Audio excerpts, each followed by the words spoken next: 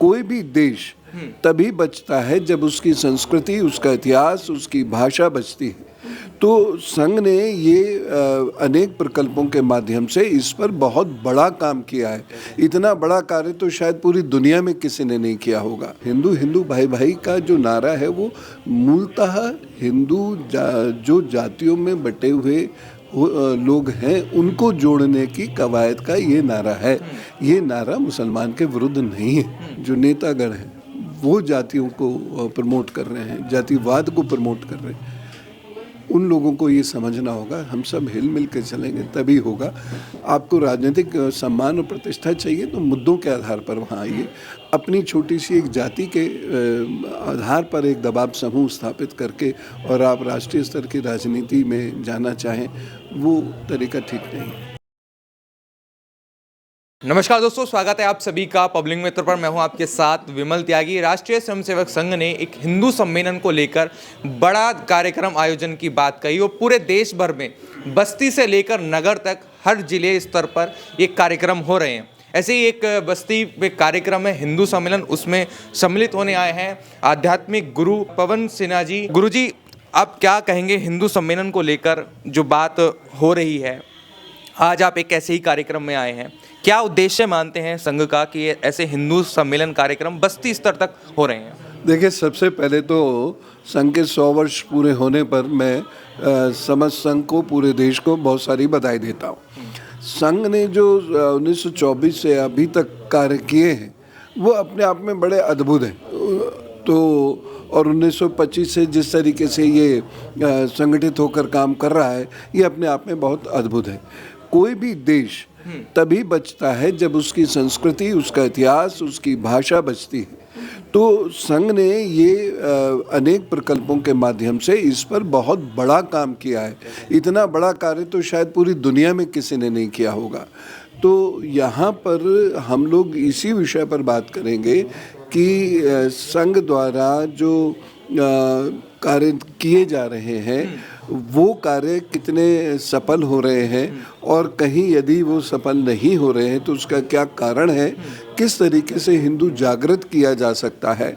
और यहाँ मैं इसमें स्पष्ट करना चाहता हूँ कि बहुत से लोग जैसे ही हम ये कहते हैं, ये मैं निजी अनुभव से भी कह रहा हूँ, जहाँ हम लोग ये कहते हैं हिंदू कार्यक्रम है, हिंदू सम्मेलन है, तो हमको ये मान लिया जाता है ये एंटी मुस्लिम बात करेंगे, जबकि ऐसा नहीं है। संघ ने हमेशा बहुत कंस्ट्रक्टिव काम किया है, और जब कभी भी परेशानियां आके पड़ी, दैवीय आपदा आके पड़ी, संघ ने ये नहीं देखा कि कौन किस धर्म का है, सबके लिए उसने काम किया है। तो ऐसे सम्मेलन में सम्मिलित होने का मुझे अवसर प्राप्त हुआ। अपनी बात कहूँगा इसी पॉइंट ऑफ व्यू से। और दूसरी बात जो मैं ये कहना चाहूँगा वो ये है कि हिंदू धर्म पर, संस्कृति पर लगातार हमले हो रहे हैं। तो उन हमलों का कारण क्या है, वो क्यों ऐसा है कि क्या भारत, क्या बांग्लादेश, क्या पाकिस्तान, क्या अमेरिका, क्या ब्रिटेन, हर जगह हिंदू धर्म के विरुद्ध बातें की जाती हैं? वो क्यों की जाती हैं, उसके पीछे के कारण क्या है? क्योंकि ऐसे ही कोई कुछ नहीं कह रहा होगा।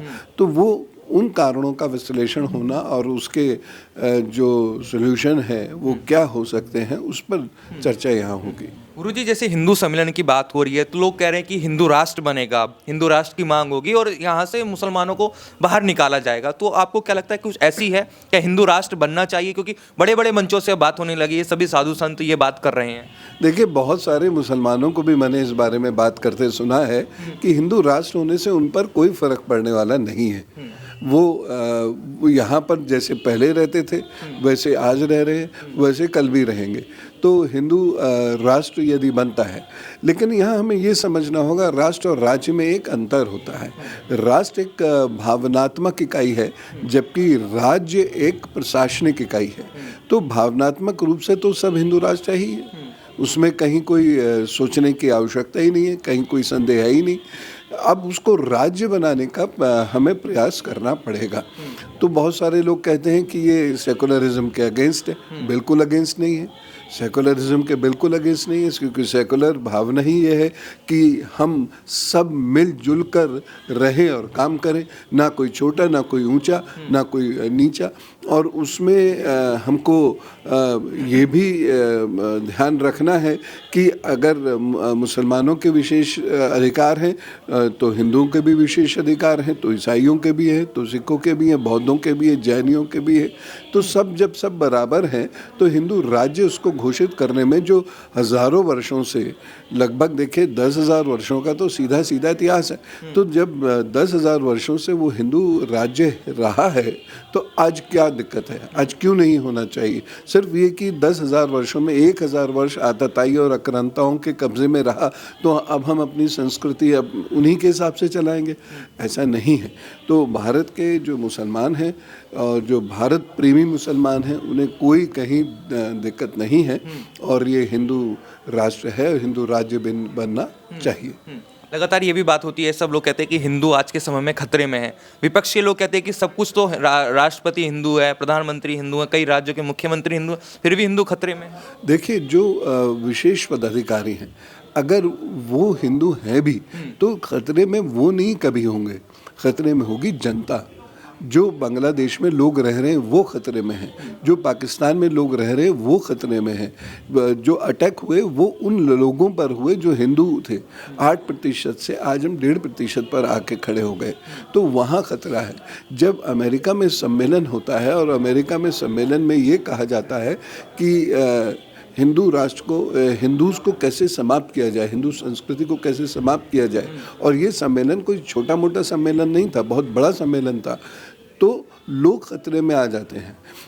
इसी प्रकार से जब भारत के भीतर की यदि हम चर्चा करें तो ये जो बौद्धिक आतंकवाद फैलता है, जो लेफ्ट के लोग ये सोचते हैं कि ये हिंदू एक बेकार कौम है।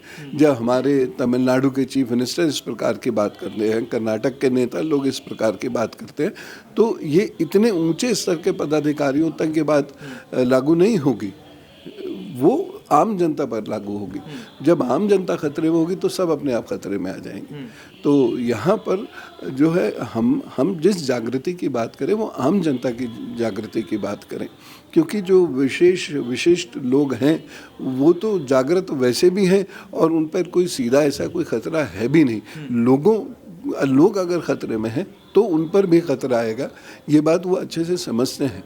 तो लोगों को जागृत होने की आवश्यकता है, मजबूत होने की आवश्यकता है। तो क्या लगता है आज का हिंदू सोया हुआ है, अभी उसको जगाने की कोशिश की जा रही है? भारत में सांस्कृतिक पुनर्जागरण का समय चल रहा है, तो हिंदू सोया है आज ये नहीं कहा जा सकता। बच्चों को ये मालूम है, लेकिन उसको सही दिशा इस वक्त देनी वो आवश्यक है। तो वो दिशा क्या होगी इस पर गहन चर्चा पूरे देश में होनी ज़रूरी है। ये कहना बहुत आसान है कि ये गलत है, ये गलत है, ये गलत है। सही क्या है और जो गलत है उसे सही करें कैसे, ये महत्वपूर्ण है। सोल्यूशन क्या है? हमने बहुत चीखा चिल्लाया, ये ऐसा है, ये कौम ऐसी है, ये कौम ऐसी है, ये हमारे विरुद्ध है, लेकिन उससे होगा क्या? सोल्यूशन क्या है हमारे पास? सोल्यूशन देने में हम आज भी नाकाम हैं। तो उस पर चर्चा होनी चाहिए। मैं इसी विषय पर ही कार्य करता हूँ कि सोल्यूशन कहाँ से लाएंगे हम। तो जब तक हमारे पास वो जागृति नहीं आएगी जो हमको सोल्यूशन दे सके, तब तक किसी चीज़ का कोई लाभ नहीं होगा। हम बातें कर सकते हैं, राष्ट्रवाद की बातें कर सकते हैं, लेकिन उसका निराकरण कैसे हो उन समस्याओं का, इस पर चर्चा और ठोस चर्चा, जो ऐसी चर्चा जो लोगों के स्तर पर भी हो तो सरकार के स्तर पर भी हो, जब तक ये नहीं होगा तब तक सब निरर्थक है। आखिरी सवाल मेरा ये है, एक तरफ कहते हैं कि हिंदू भाई भाई, वहीं दूसरी तरफ कुछ लोग कहते हैं कि हिंदू मुस्लिम भाईचारा होना चाहिए। ये हिंदू भाई भाई यानी कि मुसलमानों के खिलाफ? नहीं, ऐसा कुछ नहीं है। देखिए, मुस्लिम भाई भाई हैं, वो आपस में शादी ब्याह करते हैं, वो आपस में इज्तिमा करते हैं, वो आपस में बहुत सारे ऐसे कार्य हैं जिसमें हिंदुओं को नहीं बुलाते हैं। ये सभी धर्मों के साथ होता है। तो हिंदू भाई भाई का जो नारा है वो मूलतः हिंदू जो जातियों में बटे हुए लोग हैं उनको जोड़ने की कवायद का ये नारा है। ये नारा मुसलमान के विरुद्ध नहीं है। तो हम तो सीधे से कह रहे हिंदू भाई भाई, यानी बीच में जाति कहाँ से आई? कोई जाति है ही नहीं हमारे बीच में। हम एक मजबूत हिंदू के रूप में खड़े क्यों नहीं होंगे? और वो खड़े होंगे, इसके लिए बहुत सारे लोग काम कर रहे हैं। संघ ने उसके लिए बहुत काम किया है, हर स्तर पर कार्य किया है। प्रांतीय स्तर और उस विभाग स्तर तक उस पर काम हो रहा है, तो और पूरे देश में हो रहा है। तो ये जोड़ने की कोशिश है हिंदुओं को, यानी सीधी सी बात है, एक जाति विहीन हिंदू समाज की स्थापना का कदम है। तो क्या लगता है जातियों को ख़त्म करना आसान है आज के समय में? जिस तरीके से लोग जातियों की बात करते हैं, जातियों के नेता बनते हैं, तो ऐसे समय में जातियों को ख़त्म करना आसान मानते हैं आप? मैं तो ये जानकर हैरान परेशान हूँ। देखिए 20वीं शताब्दी के अंत में हम ये सोचते थे जातिवाद समाप्त हो जाएगा, लेकिन जातिवाद और बढ़ गया और जाति के नेता बनकर लोगों को राजनीति में पैर रखने का एक अवसर प्राप्त हो गया। तो ये स्थिति बहुत अच्छी नहीं है। तो हम ये नहीं कह सकते कि हिंदू जुड़ गया है, अभी उस पर बहुत काम करना आवश्यक है। अन्यथा जातियों में विभाजन होता चला जा रहा है। जैसे अभी बहुत अच्छी बात आपने कही कि जो लोग हैं, जो नेतागण हैं, वो जातियों को प्रमोट कर रहे हैं, जातिवाद को प्रमोट कर रहे हैं।